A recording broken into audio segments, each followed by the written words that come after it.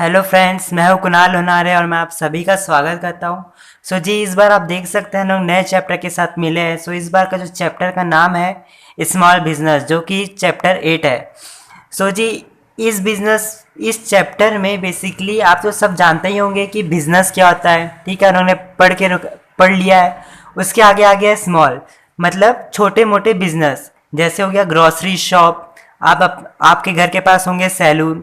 ये सब क्या है, छोटे मोटे बिजनेस हैं। ठीक है, यहाँ पर मतलब ज़्यादा टेक्नोलॉजी, मैं लिख देता हूँ यहाँ पर टेक्नोलॉजी, या फिर आप बोल सकते हो इन्वेस्टमेंट, जी बहुत कम होता है। टेक्नोलॉजी मतलब यहाँ पर मशीन जो रहती है, मशीन या फिर नए नए टेक्नोलॉजी का यूज़ क्या रहता है, बहुत कम रहता है। और जी इन्वेस्टमेंट भी क्या रहता है, बहुत कम रहता है। ठीक है, बहुत कम रहता है। इसलिए ऐसे टाइप के बिजनेस को जी स्मॉल बिजनेस कहा जाता है। और जहाँ पर जो लेबर डिमांड, या फिर आप कह सकते हो लेबर वर्क, बहुत ज़्यादा रहता है। ठीक है, लेबर वर्क बहुत ज़्यादा रहता है। मतलब स्मॉल बिजनेस वो है जहाँ पर जी टेक्नोलॉजी और इन्वेस्टमेंट बहुत कम रहता है, और जहाँ पर जो लेबर डिमांड और लेबर वर्क है वो क्या रहता है, बहुत ज़्यादा रहता है। मतलब जहाँ पर लेबर की डिमांड बहुत रहती है बट वहाँ पर जो टेक्नोलॉजी और इन्वेस्टमेंट रहता है कम होता है, उस बिजनेस को बोलते हैं स्मॉल बिजनेस।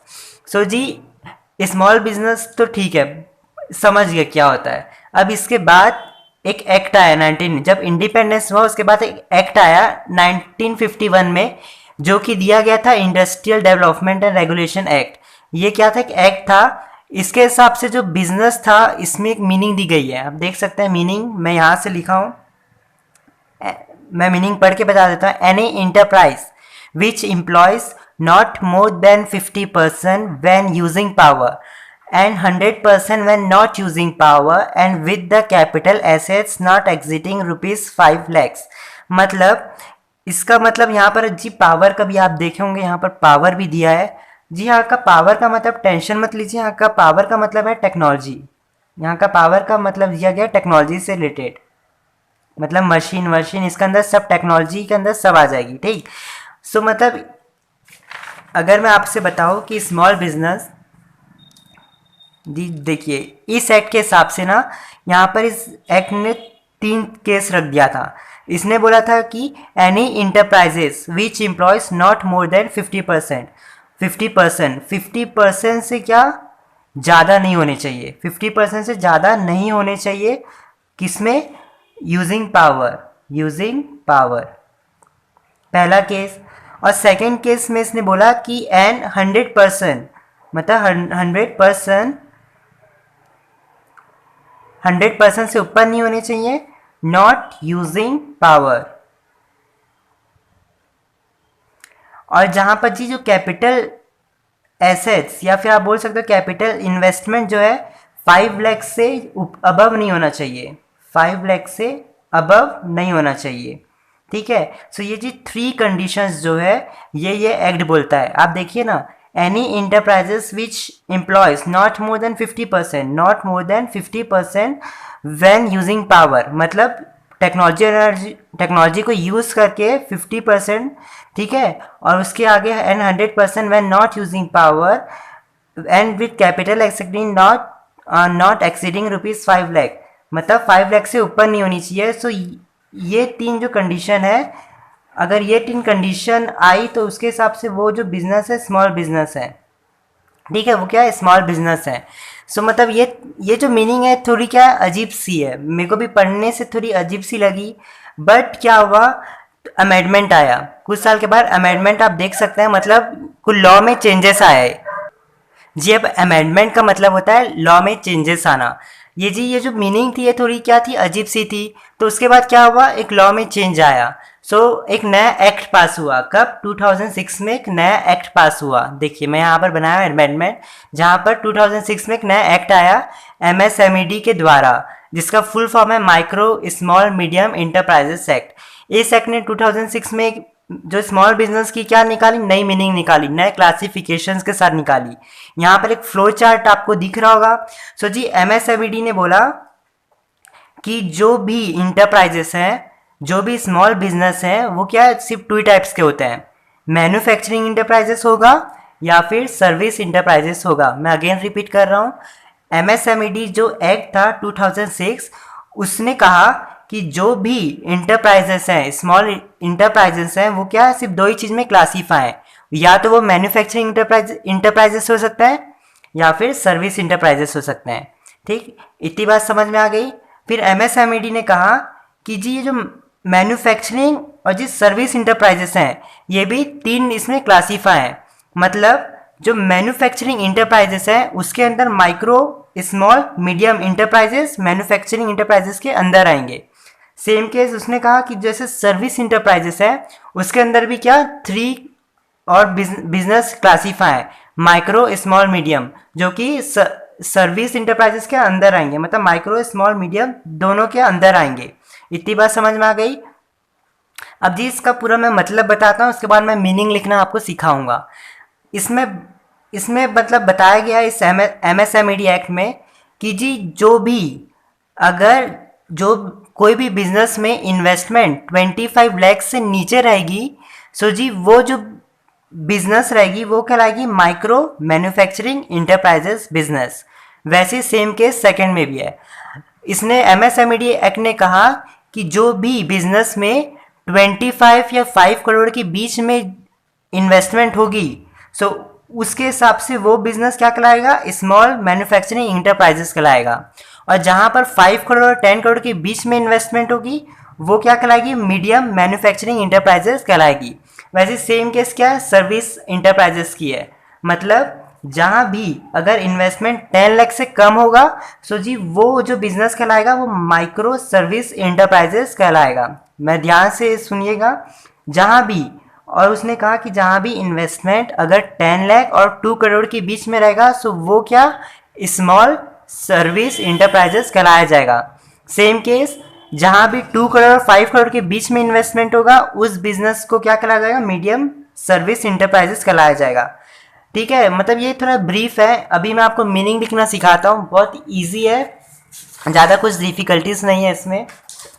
चलिए अब मीनिंग, पहले मैं मैन्युफैक्चरिंग इंटरप्राइजेस की मीनिंग लिखना बताऊंगा इस चार्ट के थ्रू, फिर बताऊंगा सर्विस इंटरप्राइजेस के मीनिंग इस चार्ट के थ्रू। ठीक है, बहुत इजी है, बहुत ध्यान से सुनना। सो जी अगर आपको क्वेश्चन में अगर बोलेगा कि जी माइक्रो मैन्युफैक्चरिंग इंटरप्राइजेस की मीनिंग लिखो, micro menu, I am again repeating, micro manufacturing enterprises की मीनिंग लिखिए, तो जी आपको कुछ नहीं करना है। यहाँ पर देखिए, यहाँ पर एक आपको सेंटेंस दिख रहा होगा, ceiling on investment in plant and machinery.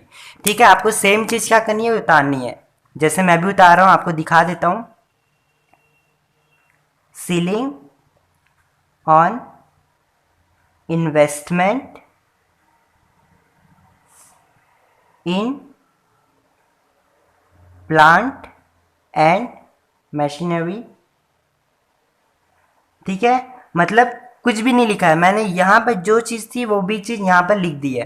ठीक, इसके आगे आपको क्या करना है, कॉमा डालना है। अब दीजिए ध्यान से सुनिए, ध्यान से सुनिए, इसके आगे आपको क्या लिखना है, कॉमा डालना है। इसके आगे आपको लिखना है where investment, where investment is less, जी देखिए, लेस देन 25 lakhs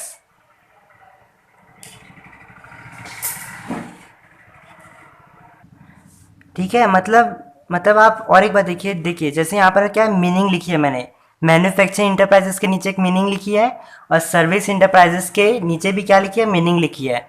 अब जी अगर आपसे क्वेश्चन में पूछेगा कि माइक्रो मैन्युफैक्चरिंग इंटरप्राइजेस की क्या मीनिंग बताइए, सो जी आपको क्या करना है, पहले सीलिंग से लेकर यहाँ मशीनरी तक सेम लिखना है। जैसे यहाँ पर भी मैंने क्या लिखा है, देखिए सीलिंग से लेकर पूरा मशीन तक क्या लिखी है, सेम लाइन लिखी है।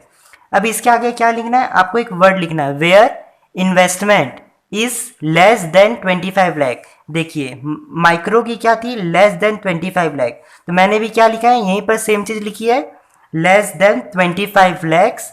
दैट, फिर उसके आगे लिखना आपको, that enterprise is called as micro manufacturing enterprises. ठीक है, वैसे सेम अगर आपको पूछेगा कि सर्विस मतलब माइक्रो सर्विस इंटरप्राइजेस की मीनिंग लिखिए, तो जी आपको भी क्या करनी है, वापस से सेम जो मीनिंग लिखनी है। जैसे देखिए मैं लिखते जा रहा हूं, सीलिंग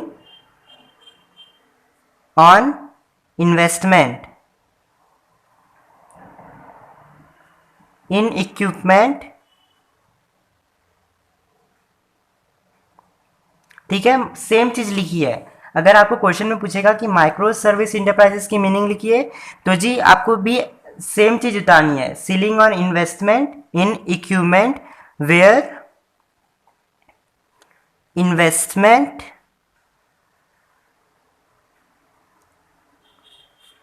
इज लेस देन, देखिए यहां पर मैंने इन्वेस्टमेंट लिखी है, वही सेम सेम चीज यहां भी लिखी है, where investment is less then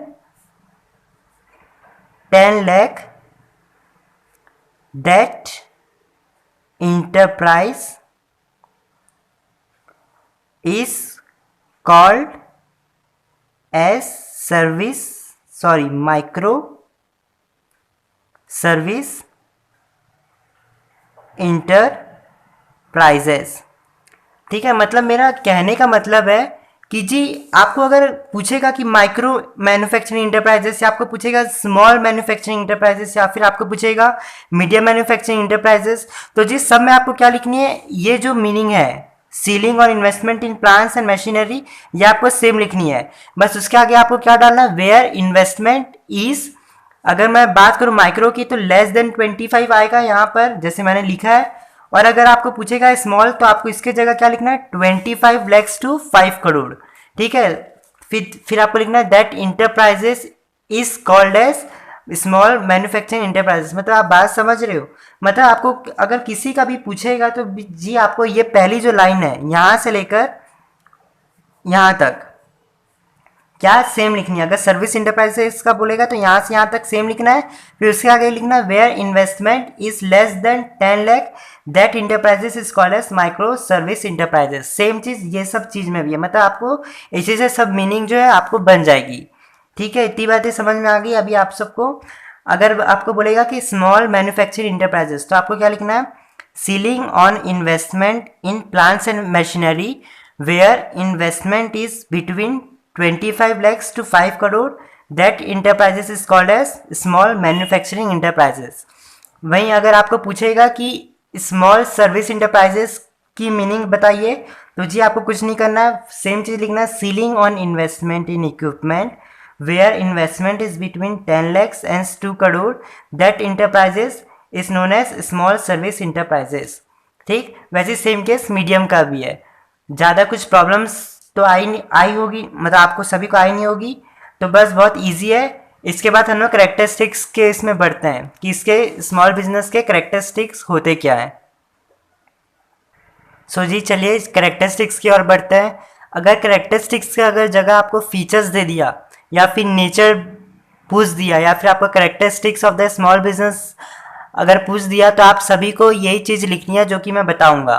ठीक, तो जी सबसे पहला जो पॉइंट है वो है आपका पर्सनल टच, या फिर आप बोल सकते हो पर्सनल करेक्टर।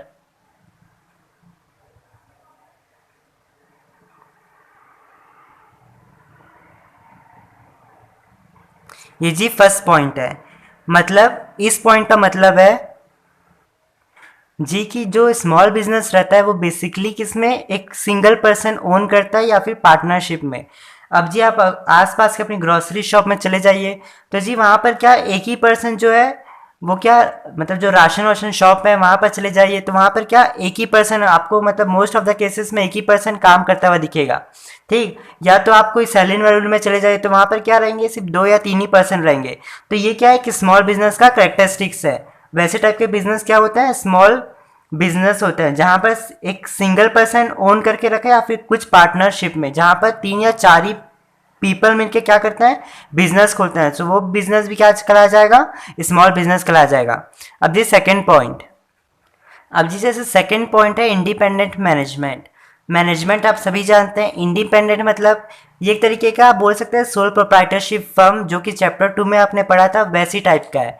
इसमें क्या है, एक पर्सनल टच मेंटेन रहता है कस्टमर के साथ, और इसके साथ सिक्रेसी भी। आपका जो फर्म है, आपका जो भी आपका जो छोटा मोटा बिजनेस, स्मॉल बिजनेस है, तो जी उसके अंदर सिक्रेसी मेंटेन रहेंगी, क्योंकि ये क्या है, एक सिंगल पर्सन ही क्या है ओन करके रखा है, जहाँ पर अगर आपकी कुछ भी पर्सनल डाटा होगा वो क्या होगा, लीक हो नहीं सकता है, हो नहीं सकता है, क्योंकि आप इसे क्या कर रहे हो, कंट्रोल कर रहे हैं। तो सिक्रेसी भी क्या रहेगी यहाँ पर, मेंटेन रहेगी। और फ्लेक्सिबिलिटी, आप भी क्या कर सकते हो, एकदम इजी क्या कर सकते हो, decision making.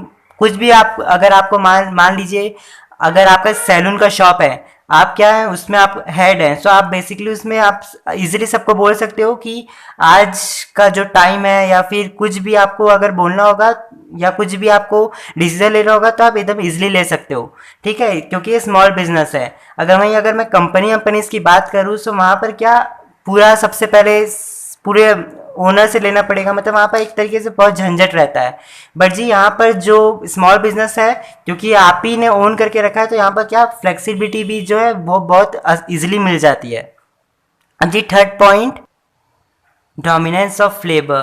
Dominance of labour मतलब ये जो स्मॉल बिजनेस है ना, यहाँ पर जी अगर मैं स्मॉल बिजनेस की बात करूँ, तो यहाँ पर टेक्नोलॉजी, जो कि मैंने पहले ही बताया था, टेक्नोलॉजी या फिर आप कह सकते हैं इन्वेस्टमेंट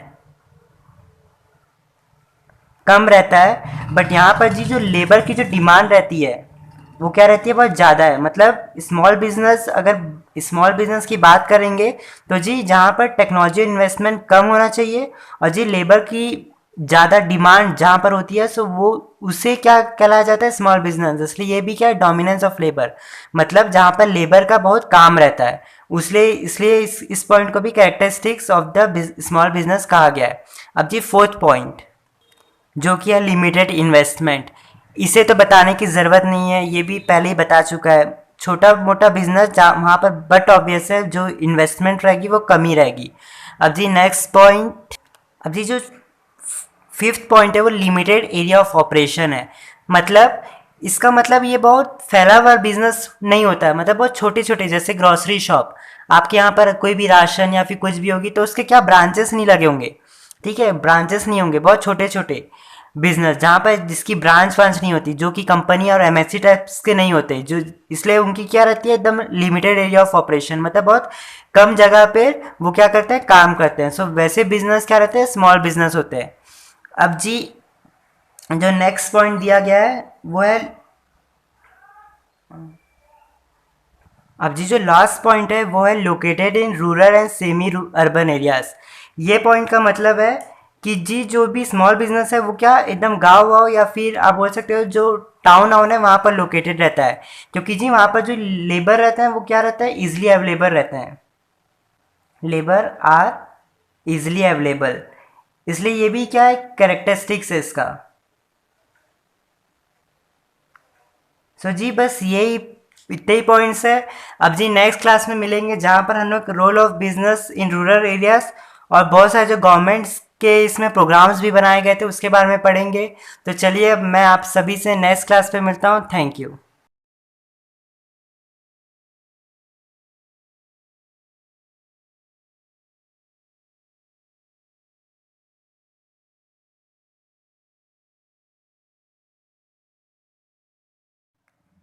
हेलो फ्रेंड्स, मैं हूं कुणाल लोनारे और मैं आप सभी का अपने चैनल पर स्वागत करता हूं। सो जी जो पिछली वाली क्लास थी उसमें हम लोगों ने चैप्टर स्टार्टअप किया था जो था स्मॉल बिजनेस के ऊपर, जहां पर हम लोगों ने उसकी मीनिंग जानी थी कि स्मॉल बिजनेस होता है क्या, जो सबसे ओल्ड मीनिंग थी। उसके बाद हम लोग ने एमएसएमईडी से जो न्यू वाली मीनिंग आई थी जो कि 2006 में आई थी, उसके बाद उसके बारे में हम लोगों ने डिस्कस किया था। सो जी, और उसके बारे में उसके जाना था कि उसको मीनिंग को कैसे फ्रेम करते हैं। उसके बाद हमने जाना था कि इसके कैरेक्टरिस्टिक्स क्या होते हैं स्मॉल बिजनेस के। तो जी आज का जो एक लेक्चर रहेगा वो रहेगा role of small business in rural India के बारे में। उसके बाद गवर्नमेंट के क्या क्या सपोर्ट्स थे उसके बारे में। सो जी सबसे पहले जानते हैं role of small business in rural India, आखिर ये होता क्या है। ठीक है, सो जी इसका मतलब होता है कि रूरल इंडिया में स्मॉल बिजनेस का क्या क्या एडवांटेज होता है, रूरल इंडिया में, रूरल एरियाज में स्मॉल बिजनेस का क्या क्या एडवांटेज होता है। ठीक है। सो जी इसके अंदर जी बहुत सारे पॉइंट्स है। सो जी सबसे पहला जो पॉइंट है वो है एम्प्लॉयमेंट, जिसे हिंदी में रोजगार ही कहते हैं, रोजगार मत ठीक है। सो जी जैसी आप ही देखिए, अब कोई भी रूरल इंडिया में, कोई भी रूरल एरिया, गांव वाली एरिया में वहाँ पर इंडस्ट्रीज आ जाएंगी, तो जी उसके जो भी आसपास के जो भी लोग हैं उनको क्या मिल जाएगी, नौकरी मिल जाएगी। इसलिए यहाँ पर मैंने एरो किया, एम्प्लॉयमेंट भी बढ़ जाएगी उनको, एम्प्लॉयमेंट या आप बोल सकते हो वर्क जो है उनको मिल जाएगा। उसके साथ वर्क टू आइडल फार्मर्स, इसका मतलब क्या होता है, अब जी कहीं कहीं ये देखा गया है कि कुछ कुछ फार्मर्स ऐसे होते हैं जिनके पास मतलब वो कुछ एक साल में अपने एग्रीकल्चर में काम कर लेते हैं, बस कुछ कुछ महीने में क्या रह जाते हैं, खाली रह जाते हैं, मतलब आइडल रह जाते हैं, खाली रहते हैं, कुछ काम वाम रहता नहीं है। तो उस समय स्मॉल बिजनेस क्या करता है, उनको एम्प्लॉयमेंट प्रोवाइड करता है, उनको एक अपॉर्चुनिटी देता है कि आप जब खाली समय में जो पड़े हैं वो हमारे स्मॉल बिजनेस में आके काम कीजिए, आपको उसके बदले में अच्छी इनकम प्रोवाइड करेंगे। इससे क्या हो जाता है, वो जो फार्मर जो खाली बैठे हैं उनको क्या मिल जाती है, नौकरी मिल जाती है, उनको रोजगार मिल जाता है, इनकम मिल जाती है अच्छी। सो जी अब सेकेंड पॉइंट जो है, इम्प्रूव्स इकोनॉमिक कंडीशन। मतलब अब जी चलो एम्प्लॉयमेंट तो स्मॉल बिजनेस ने दे दिया, अब जी एम्प्लॉयमेंट तो दे दिया, अब उसके बाद क्या होगा, उनको अच्छी इनकम मिलेगी। ठीक है, जो भी पीपल होंगे, जो भी मतलब जिनको भी स्मॉल बिजनेस से एम्प्लॉय किया है उनको तो एम्प्लॉयमेंट मिल गई, अब उनको इनकम भी देंगे। अब जी इनकम देंगे तो उनको क्या होगा, लिविंग स्टैंडर्ड। मतलब अब जैसे कोई भी जो भी गांव के पीपल होगा वो बेचारा एक रोटी खाता होगा एक दिन में, तो अब क्या होगा, उसको इनकम मिलने लगी, अपना लिविंग स्टैंडर्ड बढ़ते गया, तो अब दो रोटी खाएगा, इसके साथ अच्छे अच्छे कपड़े पहनेगा, अपना घर क्या करेगा, अच्छा बनाएगा। सो एक तरीके से क्या करेगा, अपना लिविंग स्टैंडर्ड क्या करेगा, वो इंक्रीज़ करेगा। सो जी अब जो थर्ड पॉइंट है, promotion of artistics and the creative senses. मतलब अब जी क्या, जैसे मैं इसको एग्जांपल से समझाऊँ, तो जी promotion of artistics and the creative senses का मतलब होता है, जैसे जी मेरी मौसी है, उनका जी एक पार्लर है। ठीक है, अब वो जी पार्लर है तो वहाँ पर वो क्या करती हैं, उनको आइडिया रहता है पार्लर के बारे में, पूरा चीज़ पता रहता है उनको, मतलब क्या करना है, किस समय, मतलब किस समय उस प्राइस की डिमांड बढ़ानी है, कैसी कैसी मशीन लगानी है, किस समय कौन सी जगह पे अलग उनकी शॉप की ब्रांच खोलनी है, तो जी उनको पूरा आइडिया रहता है। बट वहीं पर रूरल पीपल की बात करें तो जी ऐसा नहीं है कि वो भी नहीं कर सकते ये काम, वो भी करते हैं, वो भी कर सकते हैं। ठीक है, वो उनके इसमें हिम्मत है, उनके इसमें आप बोल सकते हैं लगन है। इवन तक कि मैं ये भी बोलता हूँ कि जहाँ पर हमारे सिटीज़ में जितनी मतलब स्किल है उनसे ज़्यादा स्किल रूरल पीपल में होती है, वो बहुत हार्ड वर्किंग रहते हैं। ठीक है, सो ऐसा नहीं है कि वो नहीं कर पाते, वो कर सकते हैं, बट जी क्या प्रॉब्लम क्या आती है, उनके पास कैसे करें, मशीन कहाँ से लाए, कहाँ, उनको पता नहीं रहता है कि कब एडवर्टाइज़ करना है। चलो मशीन भी ला दी, चलो शॉप भी खोल दी, अब एडवर्टाइज़ कैसे करें, तो जी उनको ये सब नॉलेज पता ही नहीं है कि कैसे क्या करना है। तो जी उनकी क्या हो जाती है, उनकी स्किल क्या हो जाती है, छुप जाती है, दब जाती है वहाँ पर, दब जाती है इन द सेंस मतलब वो शो अप नहीं कर पाते उनकी स्किल को। और वहीं पर जी अब यहाँ पर सिटीज़ की बात करें तो यहाँ पर इजीली क्या करता है, मतलब कोई भी क्या कर सकता है, थ्रू एडवर्टाइज के थ्रू, मतलब पेपर के मीडिया के थ्रू अपना क्या कर सकता है, बिजनेस बढ़ा सकता है। नेट चलाना, मतलब उनको नॉलेज होता है, मतलब जैसे बहुत सारी साइट्स आ रही हैं आजकल। ठीक है, गो डैडी के थ्रू अपना बिजनेस भी क्या कर सकता है, एक्सपेंड कर सकते हैं। बट रूरल पीपल को इनके बारे में कोई नॉलेज होती नहीं है, वो क्या कर सकते हैं, मतलब कुछ कर ही नहीं पाते, ये सब के बारे में उनको नॉलेज होती नहीं है। तो उनका जो स्किल रहता है वो क्या हो जाता है, छुप जाता है, हिडन हो जाता है, छुप जाता है। तो वो अपना जो स्किल है वो क्या कर पाते हैं, शो अप नहीं कर पाते।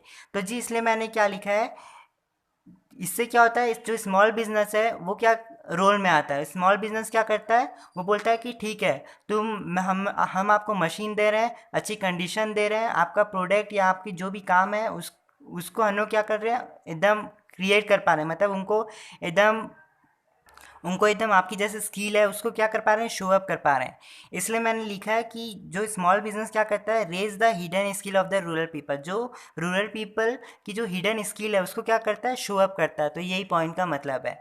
अब जी रूरल डेवलपमेंट, अब जी देखिए जहाँ भी इंडस्ट्रीज डेवलप होगी, ठीक है, कोई भी रूरल एरिया, कोई भी गाँव वाले एरिया में क्या रूरल मतलब कोई भी इंडस्ट्रीज आएगी, सेटअप होगी, इम्प्लीमेंट होगी, तो जी वहाँ पर क्या होगा, जो भी रोड है वो क्या होगी, इम्प्रूव होगी, है ना।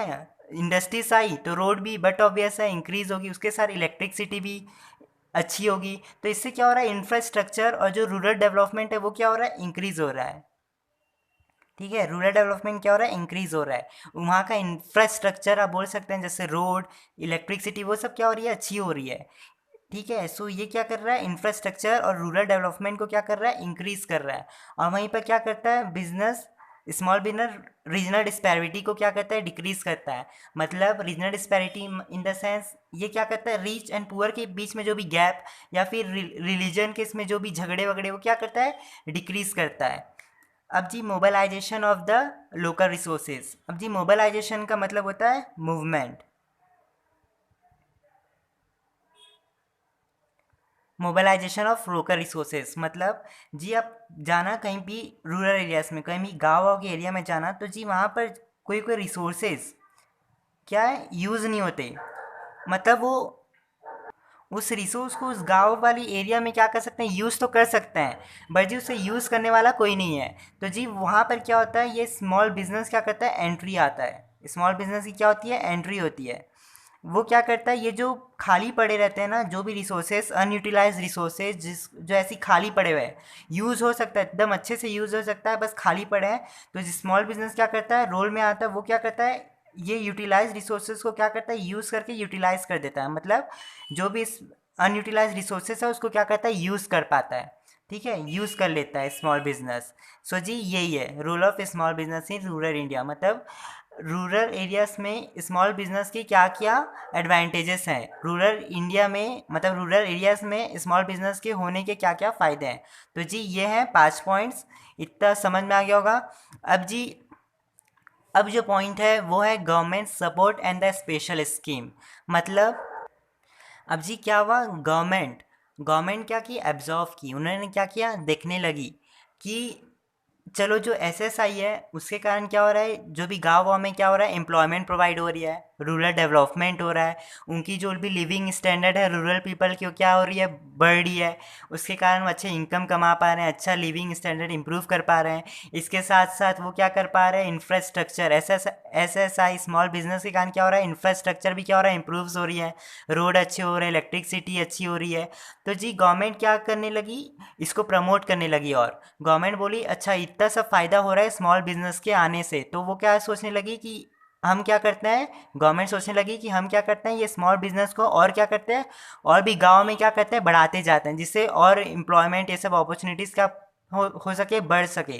तो जी इसके कारण क्या हुआ, उन्होंने दो तरह के क्या किए, मतलब बहुत सारे मेजर्स लिए और बहुत सारे एक्शंस लिए। तो जी उन्होंने क्या किया, दो तरीके की क्या करे, एक्शंस और प्रोग्राम्स किए। एक तो है इंस्टीट्यूशनल सपोर्ट, इसके बारे में पहले डिस्कस करते हैं, फिर इनिशिएटिव ऑफर्ड बाय गवर्नमेंट के बारे में डिस्कस करते हैं। तो सबसे पहला इंस्टीट्यूशनल सपोर्ट। सो जी यहाँ पर क्या होने लगा इंस्टीट्यूशनल सपोर्ट में, तो इस इंस्टीट्यूशनल सपोर्ट का मतलब होता है कि गवर्नमेंट क्या करने लगी, जो भी स्मॉल बिजनेस को क्या करने लगी, अपने तरफ से सपोर्ट करने लगी। कैसे, तो जी सपोर्ट, इस इंस्टीट्यूशनल सपोर्ट के अंदर जी ऐसे दो कॉर्पोरेशन या दो सेंटर्स आप बोल सकते हैं आए। सबसे पहला नेशनल स्मॉल इंडस्ट्रीज कॉर्पोरेशन, ये ऐसा कॉर्पोरेशन था जो कि 1955 में आया था, जिसको शॉर्ट में एनएसआईसी बोला जाता है। तो जी इसके अंदर गवर्नमेंट ने क्या किया, इस कॉर्पोरेशन के थ्रू बहुत सारी जो स्मॉल स्केल बिजनेस थे उनको क्या किया, सपोर्ट किया। कैसे किया, तो आइए जानिए, वो जानते हैं कैसे। टू प्रोवाइड टेक्निकल असिस्टेंस, मतलब इसका मतलब होता है कि जो भी गवर्नमेंट है वो क्या करने लगी, टेक्नोलॉजी प्रोवाइड करने लगी। मतलब जो भी स्मॉल बिजनेस थे उनको क्या करने लगी, अच्छी अच्छी मशीन्स प्रोवाइड करने लगी, अच्छी जो भी न्यू जनरेशन की टेक्नोलॉजी थी उसके हिसाब से उनको क्या करने लगी, अपग्रेड करने लगी, उनको टेक्नोलॉजी प्रोवाइड करने लगी। सो जी सेकंड पॉइंट है to provide advisory and mentor services. मतलब अब क्या करने लगी, मेंटोर मतलब क्या होता है, एक तरीके से एडवाइस देना। ठीक, सो जी इसका मतलब क्या होता है कि ये जो इंस्टीट्यूशनल मतलब जो ये जो एनएसआईसी है ना, वो क्या करने लगी, जो भी स्मॉल बिजनेस को क्या करने लगी, गाइड करने लगी, एडवाइस करने लगी। अजी थर्ड पॉइंट है to export products of SSI. ये जो एनएसआईसी क्या करने लगी कि जो भी स्मॉल बिजनेस के जो भी प्रोडक्ट्स थे, ठीक है, फॉर एग्जांपल सीमेंट, मतलब जो भी अगर कपड़े का बिजनेस है स्मॉल बिजनेस का, तो वो क्या करने लगी, वो कपड़े के जो भी प्रोड्यूस किया है स्मॉल बिजनेस से जो कपड़ा, उसको क्या करने लगी, पूरे वर्ल्ड में क्या करने लगी, एक्सपोर्ट करने लगी। ठीक है, उससे क्या हो गया कि स्मॉल बिजनेस का क्या हो गया, रोल क्या हो गया, बढ़ गया। ठीक है, इसके बाद to procure and supply imported raw materials.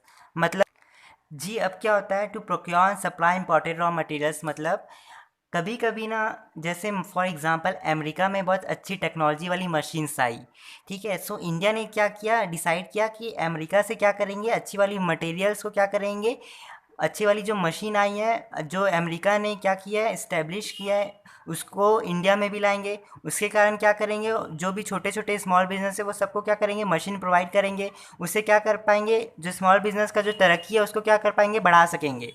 सो जी यही है इसका मतलब। अब जी फिफ्थ का मतलब है to supply indigenous and imported machine. वो ये भी सेम ही मतलब है। इंडिजिनस, अगर मैं इंडिजिनस की बात करूँ, मतलब जैसे मैं बात करूँ इंडिजिनस पीपल की, मतलब हमारी लोकल पीपल, हमारे देश के पीपल। अगर मैं बात करूँ इंडिजिनस प्रोडक्ट्स की, तो जो हमारी कंट्री में खुद के प्रोडक्ट बने हैं वो वाली प्रोडक्ट की। तो जी ये फिफ्थ पॉइंट का मतलब क्या है, टू सप्लाई इंडिजिनस प्रोडक्ट, मतलब जो भी हमारी एसएसआई ने, जो भी स्मॉल बिजनेस ने जो भी काम किया, जो भी प्रोडक्शन किया है, उसको क्या करना, सप्लाई करना। यही है इसका मतलब। अब जी जो सेकंड है इंस्टीट्यूशनल प्रोडक्ट में, वो है to the district industry centres, मतलब ये ऐसे सेंटर्स हैं जो हर डिस्ट्रिक्ट में क्या है, इस्टेब्लिश हैं। ये May 1 1978 में क्या हुए थे, इस्टेब्लिश हुए थे। इनका काम है प्रमोशन करवाना, ठीक है। जो NSIC, जो नेशनल स्मॉल इंडस्ट्रीज कॉर्पोरेशन थी, ये तो सपोर्ट था, ये एक एक्शन में काम करते हैं, बट ये क्या करते हैं, प्रमोशन में काम करते हैं। मैं अगेन रिपीट कर रहा हूँ, ये एक्शन में काम करते हैं, ये क्या करते हैं, प्रमोशन में काम करते हैं। ये क्या करते हैं, बस प्रमोट करते हैं, प्रोवोक करते हैं, इंकरेज करते हैं स्मॉल बिजनेस को। ये क्या बोलते हैं कि ये क्या करते हैं, उनकी हेल्प स्मॉल बिजनेस की, ये आइडेंटिफाई करते हैं suitable scheme, identification of suitable scheme, मतलब ये स्मॉल स्केल बिजनेस को क्या कर, मतलब अवेयर करवाते हैं कोई भी स्कीम के बारे में, कि तुम ये वाली स्कीम लोगे तो तुम्हारी बिजनेस के लिए बहुत अच्छी होगी, तुम वो वाली स्कीम लोगे तो तुम्हारे बिजनेस के लिए वो स्कीम बहुत अच्छी होगी, तुम्हारी मतलब बहुत बेनिफिशियल रहेगी। सो ऐसे क्या करते हैं, सुटेबल स्कीम क्या करते हैं, उनको प्रोवाइड करता है। प्रिपरेशन ऑफ रिपोर्ट, मतलब जो भी ये DIC है, ये क्या करती है, उनको एक रिपोर्ट बनाने के लिए क्या करती है, इनकरेज करती है। इनकरेज इन द सेंस, मतलब जैसे उनको क्या बोलते हैं कि रिपोर्ट बनाओ, कि जिससे पता चल पाए कि तुम्हारी जो बिजनेस है वो प्रॉफिट कर रही है कि लॉस।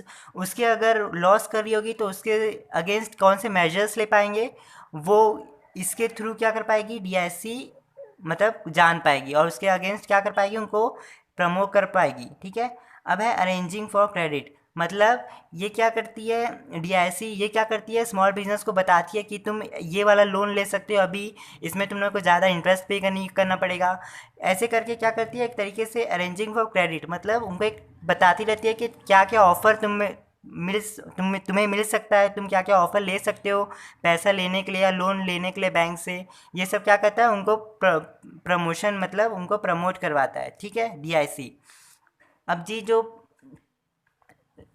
लास्ट टॉपिक है जो कि है government support and special schemes का ही चीज़। जो सेकंड पॉइंट है, initiative offered by government for industries in rural India's, मतलब अब जी गवर्नमेंट क्या करता है, कुछ कुछ ऑफर्स प्रोवाइड करता है इंडस्ट्रीज़ को, कि तुम देखिए, जैसे अगर मैं और इजी शब्द में बताऊँ, जैसे अब क्या, जैसे मेरा बिजनेस है, स्मॉल बिजनेस, तो जी जहाँ पर मेरे को फ़ायदा मिलेगा मैं तो वहीं जाऊँगा। तो जी गवर्नमेंट भी क्या करती है, ऐसी हम लोग को ललचाती है, जो भी बिजनेस है उनको ललचाती है। जैसे कि वो गवर्नमेंट क्या करती है, उनको ललचाती है, बोलती है कि हम लोग तुमको ये ऑफर्स देंगे, तुम यहाँ के क्या करो, इस्टेब्लिश करो अपना बिजनेस। तो जी initiative offered by government for industries in rural India's का यही मतलब है। तो जी सबसे पहला पॉइंट है availability of land in this areas at concessional rates, मतलब ये क्या करती है, जो भी लैंड है स्मॉल बिजनेस को क्या करती है, लैंड एकदम सस्ते में प्रोवाइड करती है, एकदम चीप रेट्स में क्या करती है, प्रोवाइड करती है। कंसेशनल का मतलब होता है चीप रेट्स में क्या करना, प्रोवाइड करना। Establishment of industrial assets in backward areas, जी इसका मतलब अगर एग्जांपल लूँ, एग्जांपल में जी मेरी क्या सीमेंट की इंडस्ट्री है। अब जी सीमेंट की इंडस्ट्रीज़ को बनाने के लिए, मतलब सीमेंट बनाने के लिए मेरे को क्या है, कैल्शियम, सिलिकॉन, एल्यूमिनियम, आयरन, ये सब की क्या पड़ती है, ज़रूरत पड़ती है। सो जी मैं भी ऐसी जगह जाऊंगा जहाँ पर ये सब चीज़ें क्या हो, मेरे को ईजिली अवेलेबल हो। तो जी गवर्नमेंट भी क्या करती है, मेरे को ललचाएगी आके, वो बोलेगी कि भाई तुम ये वाली एरिया में आओ, तुम यहाँ पर इस्टेब्लिश करो, यहाँ पर जो जो तुम्हें चीज़ चाहिए वो सब अवेलेबल है बहुत चीप कॉस्ट में, ठीक है। सो ऐसे क्या करती है, establishment of industrial assets in backward areas, ऐसे क्या करती है गवर्नमेंट एक ऑफर देती है, ऑफरिंग टैक्स कंसेशन इन बैकवर्ड एरियाज। मतलब वो क्या करती है, गवर्नमेंट क्या बोलती है कि सब स्मॉल बिजनेस को कि तुम यहाँ पर अपना बिजनेस सेटअप करो, जहाँ पर जी तो जो जो भी उन्होंने टैक्स तुमसे लेंगे वो क्या लेंगे, बहुत कम लेंगे। अब जी जो फोर्थ पॉइंट कहता है, finance and concessional rates to set up industries in rural Indias. वो क्या बोलता है गवर्नमेंट कि भाई तुम आओ अपना इंडस्ट्री सेटअप करो, हम लोग क्या करेंगे, तुम्हें फाइनेंस करेंगे। ठीक है। सो जी ये फोर्थ पॉइंट। अब जी जो फिफ्थ पॉइंट है वो है ग्रांटिंग सब्सिडरीज। मतलब सब्सिडरी मतलब क्या होता है, जो भी पैसा गवर्नमेंट पे करती है, जो भी पैसा गवर्नमेंट पे करती है। सो जी गवर्नमेंट क्या करती है इस पॉइंट में, ऑफर देती है बहुत सारे ऑफर्स, इन द सेंस वो क्या करती है, अगर स्मॉल बिजनेस कभी कभी क्या हुआ घाटे में चले गया, तो वो क्या करती है उसके जो अमाउंट रहती है वो क्या करती है पे कर देती है, या फिर स्मॉल बिजनेस को क्या करती है थोड़ा थोड़ा अमाउंट क्या करती है पे करती है, या फिर उनको क्या करती है फाइनेंशियल सपोर्ट प्रोवाइड करती है। सो जी इसके अंदर तीन है, ट्रांसपोर्ट सब्सिडी, मतलब कुछ भी ट्रांसपोर्ट से रिलेटेड कुछ भी प्रॉब्लम्स आएगी अगर ऐसे आए तो उसमें क्या करेगी, वो क्या करेगी पेमेंट खुद से करेगी, गवर्नमेंट अपना पैसा लगाएगी। ठीक है। कैपिटल सब्सिडी, इन्वेस्टमेंट के लिए भी गवर्नमेंट क्या करेगी थोड़ा बहुत खर्चा, जो कि ये वाले पॉइंट से सिमिलर है। अब जी इंफ्रास्ट्रक्चर सब्सिडी, मतलब जैसे जैसे मशीन जो भी हो गए प्रोवाइड, तो ये क्या करेगी गवर्नमेंट जो भी है थोड़ा बहुत पैसा स्मॉल बिजनेस को अपनी ओर से दे देगी। सो जी यही होता है पूरी चीज़। इसी के साथ जी जो चैप्टर है वो क्या होता है ख़त्म होता है। इसी के साथ अब हम नेक्स्ट चैप्टर्स में मिलेंगे। सो अभी मैं चलता हूँ। Okay, thank you and bye. Hello दोस्तों, इस वीडियो में हम इस वेबसाइट का एक पूरा ओवरव्यू देखते हैं। सो ये जो वेबसाइट है ये बिजनेस विद्या है, लेकिन जो बिजनेस विद्या है वो ऑपरेट करती है बिंग कॉमर्स के अंदर। ठीक है। सो सबसे पहले तो बिंग कॉमर्स आप देख सकते हो, ये एक बहुत बड़ा कम्युनिटी है, कॉमर्स कम्युनिटी है। आप देख सकते हो इंस्टाग्राम में हमारे इतने ज़्यादा फॉलोअर्स हैं, अभी काफ़ी ज़्यादा और बढ़ गए हैं। ठीक है, अभी 64,000 तक पहुँच गए हैं। आप फॉलो कर सकते हो इंस्टाग्राम, इस बटन को क्लिक करके। आपके जैसे बहुत सारे कॉमर्स वाले बच्चे यहाँ पे सारे हमारे फॉलोअर्स हैं। सेम चीज़ आप देख सकते हो यूट्यूब में, इतने फॉलोअर्स है 12,000 अराउंड। आप सब्सक्राइब कर सकते हो यूट्यूब में भी। और हमारे फेसबुक में 1 लाख फॉलोअर्स है, या फिर मैं कह सकता हूँ 100,000 फॉलोअर्स है। ये भी सारे कॉमर्स वाले बच्चे हैं जैसे आप हो। आप हमें यहाँ भी जाके फॉलो कर सकते हो। ठीक है, तो ये हमारी पूरी कम्युनिटी है, कॉमर्स की कम्युनिटी। आप ज़रूर ज्वाइन कीजिए। यहाँ पे आपको मीम्स मिलेंगे, वैल्यूएबल इंफॉर्मेशन मिलेगी रिगार्डिंग कॉमर्स, प्लस आपको बहुत सारी टिप्स एंड ट्रिक्स मिलेगी करियर के बारे में, डिजिटल मार्केटिंग के बारे में, एंड मेक मनी के बारे में। ठीक है, सो प्लीज़ ज़रूर से ज्वाइन कीजिए हमारी कम्युनिटी को। ठीक है। अब देखो दोस्तों, ये वेबसाइट को ऑपरेट कैसे करना है। तो देखो, सबसे पहले तो आप यहाँ पे देख सकते हो होम है, पोस्ट है, केस स्टडी है, डाउनलोड है और कॉन्टैक्ट अस है। तो पोस्ट में क्या है, अगर आपको बिजनेस स्टडीज़ की कोई भी नोट्स को पढ़ना है, फॉर एग्जांपल क्लास 11th आप में क्लिक करोगे तो यहाँ पे क्लास 11th की बिजनेस स्टडीज़ के पूरे आर्टिकल्स आपको मिल जाएंगे, तो आप यहाँ पे रीड कर सकते हो। देख रहे हो, बस फॉर एग्जांपल आपको स्मॉल बिजनेस पढ़ना है तो कंटिन्यू रीडिंग में क्लिक कीजिए और आप यहाँ पे पूरा स्मॉल बिजनेस के बारे में सारी चीज़ पढ़ सकते हो। सिमिलरली अगर आप पोस्ट में वापस क्लिक करेंगे तो यहाँ पे आपको क्लास 12th का भी ऑप्शन मिलेगा। अगर आप क्लास 12th में क्लिक करोगे तो यहाँ पे बिजनेस स्टडीज़ की सारी क्लास 12 के नोट्स आपको पढ़ने के लिए मिल जाएंगे। अब हम बात करते हैं केस स्टडीज़ की। सो दोस्तों, केस स्टडी में क्या है, यहाँ पे हमने आपको लिंक प्रोवाइड करके दिया है। ठीक है, सिर्फ क्लास 12th के लिए हमने प्रोवाइड करके दिया है। तो यहाँ पे आप देख सकते हो, अगर आप यहाँ पे कोई भी चैप्टर में क्लिक करोगे, ठीक है, फॉर एग्जांपल मैंने बिजनेस एनवायरनमेंट में क्लिक किया तो यहाँ पे आपको बिजनेस एनवायरनमेंट का एक पूरा पीडीएफ मिलेगा। देख सकते हो कुछ इस तरीके से। तो यहाँ पे बहुत सारे हमने केस स्टडीज़ प्रोवाइड करके दिए हैं जिसके सॉल्यूशन भी आपको यहाँ पे मिल जाएंगे। आप इसे सिंपली यहाँ पे क्लिक करके आप ऐसे डाउनलोड कर सकते हो और इसका प्रिंट आउट निकाल के आप पढ़ सकते हो। ठीक है, तो यहाँ पे आप कहीं भी क्लिक करोगे, फॉर एग्जांपल कंट्रोलिंग में, तो कंट्रोलिंग का केस स्टडी खुल जाएगा। आप सबको डाउनलोड करके प्रिंट आउट करके आप पढ़ सकते हो। ठीक है, तो ये हो गया दोस्तों केस स्टडी के बारे में। अब हम ऊपर जाएंगे, यहाँ पे आपको डाउनलोड्स का ऑप्शन दिखेगा। आप डाउनलोड्स में क्लिक करोगे तो दोस्तों यहाँ पे आप देख सकते हो क्लास 11th की हमने इंग्लिश की हॉर्नबिल प्रोवाइड करके दिया। अगर आपको क्लास 11th की इंग्लिश की नोट्स पढ़ना हो, क्वेश्चन आंसर पढ़ना हो, तो आप यहाँ से हमारी पीडीएफ डाउनलोड कर सकते हो। ठीक है, यहाँ पे आप देख सकते हो माइक्रो इकोनॉमिक्स और मैक्रो इकोनॉमिक्स अगर आपको पढ़ना है तो यहाँ से आप उसको क्लिक करके आप वापस एक पीडीएफ को डाउनलोड कर सकते हो और आप सारे क्वेश्चन आंसर नोट्स सारे इस पीडीएफ के अंदर मिलेंगे। फॉर एग्जाम्पल अगर मैं क्लास 11th का फॉर एग्जाम्पल स्नैपशॉट खोलता हूँ इस तरीके से, लेकिन आपको एक चीज़ याद रखनी है कि यहाँ पे आपको हर पीडीएफ का एक पासवर्ड मिला है। आप देख सकते हो यहाँ पे हमने लिखा है this book will ask for password. So आपको अगर इस हॉर्नबिल और स्नैपशॉट खोलना है तो उसके लिए आपको ये पासवर्ड यूज़ करना पड़ेगा, I am being commerce follower. Similarly अगर आपको क्लास 12 का करना है तो आपको फिर से I am being commerce follower password को यूज़ करना पड़ेगा। अगर आपको माइक्रो इकोनॉमिक्स खोलना है या मैक्रो इकोनॉमिक्स खोलना है तो आपको ये पासवर्ड यूज़ करना पड़ेगा, आई लव बीइंग कॉमर्स, ठीक है? तो इस तरीके से आपको ये पासवर्ड यूज़ करके इस पीडीएफ को खोलना है। जैसे फॉर एग्ज़ाम्पल मैं अगर स्नैपशॉट में क्लिक करूँ, डाउनलोड क्लिक हियर में, सो दोस्तों आप देख सकते हो ये है पासवर्ड मांग रहा है, ठीक है? तो इस पासवर्ड को ओपन करने के लिए आपको क्या करना पड़ेगा, जैसे कि मैंने बताया अगर आपने स्नैपशॉट खोला है तो आपको ये पासवर्ड यूज़ करना पड़ेगा, ये पूरा, ठीक है? एज़ इट इज़ कॉपी करना है पासवर्ड को और एज़ इट इज़ पेस्ट करना है, ठीक है? लाइक दिस, जैसे यहाँ पे मैंने कॉपी किया, यहाँ पे मैं क्या कर दूँगा, इसे पेस्ट कर दूँगा, या आप मैनुअली इसे जाके लिख सकते हो, I am being commerce followers, but make sure that सारी चीज़ कैपिटल लेटर में है, ठीक है? फिर इसको सबमिट करना। फिर दोस्तों आप देख सकते हो कि ये पीडीएफ जो कि है ओपन हो गया है। अब आप इसको पढ़ सकते हो, वापस इसको डाउनलोड करके इसका प्रिंट आउट निकाल के आप पढ़ सकते हो, ठीक है? तो ये भी चीज़ आप ध्यान में रखिएगा कि डाउनलोड सेक्शन में आप काफ़ी सारी चीज़ को डाउनलोड कर सकते हो और आप उसको पढ़ के प्रिंट आउट निकाल के भी पढ़ सकते हो, ठीक है? और पासवर्ड का सही से इस्तेमाल कीजिएगा क्योंकि बहुत सारे स्टूडेंट्स को जनरली प्रॉब्लम होती है, वो कभी-कभी जब पासवर्ड डालते हैं तो कुछ लेटर्स को स्मॉल कर देते हैं, कुछ को big, but make sure that सब चीज़ कैपिटल लेटर में आपको पासवर्ड लिखना है, ठीक है? अब दोस्तों अगर आपको कोई भी तकलीफ़ हो, कोई भी प्रॉब्लम हो तो आप कॉन्टैक्ट अस में जाना है, यहाँ पे आपको व्हाट्सएप का ऑप्शन है और यहाँ पे आप ईमेल, अगर आप व्हाट्सएप में क्लिक करेंगे ऐसे, तो आप मोबाइल में करेंगे तो डायरेक्ट आपका व्हाट्सएप खुल जाएगा, अदरवाइज़ आप लैपटॉप से भी अपने वेब के थ्रू व्हाट्सएप में कनेक्ट हो सकते हैं और वहाँ पे हमको मैसेज कर सकते हैं। और सेकंड ऑप्शन है ईमेल अस का, सो आप यहाँ पे क्लिक करेंगे तो हमारा ईमेल बॉक्स जो है वो ओपन हो जाएगा। कुछ इस तरीके से यहाँ पे आप सब्जेक्ट लिखिएगा जो भी आपको प्रॉब्लम है और उसका डिस्क्रिप्शन आप पूरा यहाँ पे लिख के एक्सप्लेन कीजिएगा, इमेजेस हमें शेयर कीजिएगा कि हमको ईज़ी पड़े। आप जितना ज़्यादा अच्छे से हमको अपनी तकलीफ़ बताएँगे, उतना अच्छे से हम आपकी सारी प्रॉब्लम्स को सॉल्व कर देंगे। उसके बाद आपको क्या करना है, ईमेल को सेंड कर देना है, ठीक है? तो हम आपको रिप्लाई कर देंगे। अब दोस्तों हमारे पास क्योंकि बहुत सारे स्टूडेंट्स हैं, ठीक है? 8-10 हज़ार स्टूडेंट्स हैं जिनके मैसेज आते हैं और हम काम करने वाले काफ़ी कम हैं। तो ऐसा भी हो सकता है कि कभी-कभी 1 हफ़्ता लग जाए आपका रिप्लाई करते-करते, 2 हफ़्ता लग जाए, ठीक है? क्योंकि हमारी भी एक प्रॉब्लम है, हम बहुत लिमिटेड स्टाफ से आप सबकी हेल्प कर रहे हैं। तो ये भी थोड़ा ध्यान में रखिएगा, हाइपर मत होइएगा, हम रिप्लाई ज़रूर करेंगे लेकिन टाइम भी लग सकता है, ठीक है? तो ये जो चीज़ थी मेरे को आपको बतानी थी, अगर आप अगेन होम में क्लिक करोगे तो आप अगेन होम के यहाँ पे आप पहुँच जाओगे, ठीक है? तो ये जो चीज़ थी मैंने सारी आपको बता दी। आप डायरेक्ट यहाँ क्लास 11th में भी क्लिक करेंगे या क्लास 12th में, फॉर एग्ज़ाम्पल आपने क्लास 12th में क्लिक किया, तो यहाँ से भी आप सब चीज़ देख सकते हो। अगर आपको केस स्टडी में जाना है तो आप डायरेक्ट क्लिक करोगे, केस स्टडी में पहुँच जाओगे, यही वाले लिंक में वापस से डाउनलोड कर सकते हो। नोट्स चाहिए तो यहाँ नोट्स में क्लिक करोगे, आपको वापस क्लास 12 के नोट्स मिल जाएँगे। आपको यहाँ पे इंग्लिश का बुक मिल जाएँगे, फ्लेमिंगो विस्टा। इसको आप क्लिक करोगे और पासवर्ड करोगे तो पूरा पीडीएफ आप डाउनलोड कर सकते हो, जहाँ पे हमने आपको नोट्स भी प्रोवाइड किया है, क्वेश्चन आंसर भी प्रोवाइड किया है इंग्लिश के। सेम आपको माइक्रो इकोनॉमिक्स में भी वही चीज़ मिलेगी।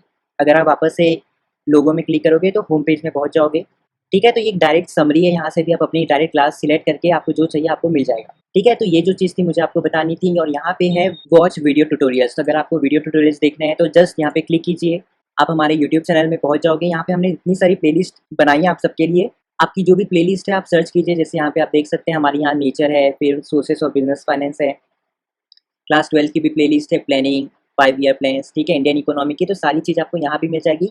बस हमारे चैनल के बीइंग कॉमर्स में सर्च कीजिएगा यूट्यूब में, प्लेलिस्ट में आइएगा, सारी वीडियोज़ यहाँ पे, और मैं कह सकता हूँ आप सारी प्लेलिस्ट को सर्च कीजिए और जो भी आपको पढ़ना है आप यहाँ से पढ़ के उसका पूरा एक वीडियो ट्यूटोरियल देख सकते हो, ठीक है?